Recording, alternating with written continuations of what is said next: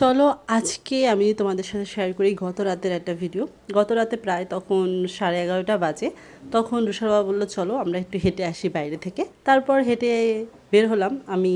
রুষা তখন ঘুম ছিল, চোখে ঢুলুঢুলু করতেছিল। আর ভিতরে ওকে নিলাম যে এখন ঢুলুঢুলু করতে করতে পুজো দেখতে হবে, তাই জাস্ট আমি তারপর হাঁটতেছিলাম। খুব সুন্দর লাইটিং হয়েছে এইদিকে, যদিও মন্দিরের ভিতরগুলোতে খুবই কম, বাট বাইরে খুব সুন্দর ছিল। তারপর ঘুরে ঘুরে দেখতেছিলাম। এখানে এসে ভালোই লাগলো, মানুষজন তেমন একটা ছিল না, খুব কম। তারপর ছোট্ট একটা ভিডিও। দেন এটা ছিল মন্দির আরেকটা, তার ভিতরেও মানে পুজো সবেমাত্র শুরু হচ্ছে আর কি, এরকম টাইপের।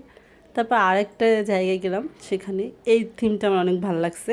যদিও এদিকে বোধ হয় থিমের পুজো খুব কম হয়, বাট খুব সুন্দর ছিল। বিশেষ করে মায়ের মুখ দেখতে এত সুন্দর ছিল।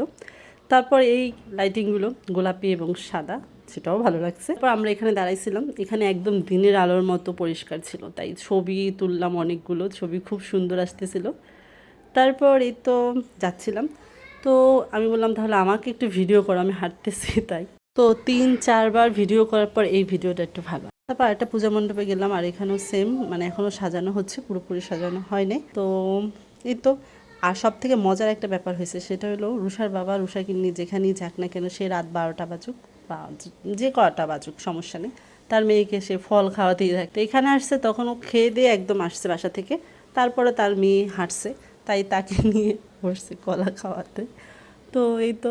আর ও তো খাবেই না, বলতেছে তুমি আমাকে শুধু বারবার এগুলো খাওয়াতেই থাকো। দেন আমরা আবার বাসার পথে রওনা দিলাম। তো পথেই না একটা হাসনাহেনা ফুল গাছ দেখছি, এত সুন্দর ঘ্রাণ ছিল। হাসনাহেনা ফুল আমার অনেক ভালো লাগে, আমাদের বাসায় একটা ছিল, তো এখন নাই যদিও। তো এটা দিয়েই আজকে ভিডিও শেষ করলাম, বাই বাই।